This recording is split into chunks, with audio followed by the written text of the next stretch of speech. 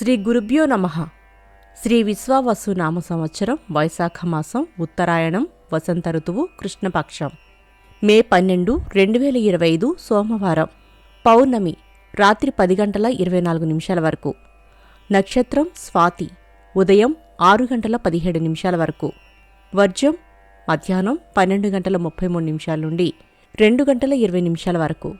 దుర్ముహూర్తం మధ్యాహ్నం 12:31 నుండి 1:22 వరకు. మరలా మధ్యాహ్నం 3:06 నుండి 3:57 వరకు. శుభ సమయం ఉదయం 9:15 నుండి 9:55 వరకు. రాహుకాలం ఉదయం 7:30 నుండి 9 గంటల వరకు.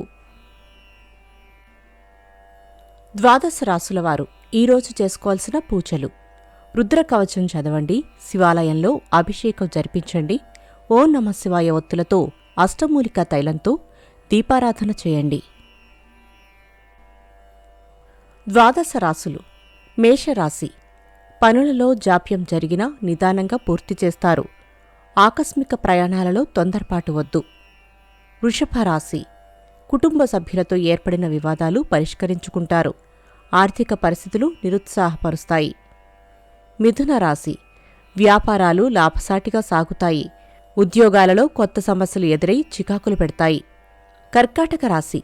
ఆర్థిక లావాదేవీలు మందకొడిగా ఉంటాయి. ప్రయాణాలు వాయిదా వేస్తారు.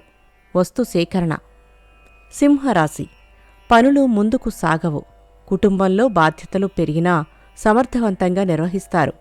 వాహన సౌఖ్యం. కన్యారాశి. గృహ నిర్మాణ ఆలోచనలు కార్యరూపం దాల్చవు. వ్యాపారాలలో ఆటంకాలు ఎదురైనా అధిగమిస్తారు. తులారాశి. ఉద్యోగాలలో కొన్ని మార్పులు తప్పవు. నూతన వ్యాపారాలలో విజయం సాధిస్తారు. వస్త్రాలు కొనుగోలు.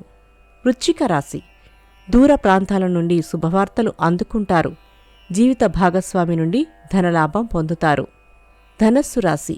ప్రయాణాలలో నూతన పరిచయాలు పెరుగుతాయి. కీలక నిర్ణయాలలో సొంత ఆలోచనలు శ్రేయస్కరం. మకర రాశి. వ్యాపారాలు లాభసాటిగా సాగుతాయి. ఉద్యోగాలలో పదోన్నతులు, హోదాలు పొందుతారు. ధన వస్తు లాభాలు.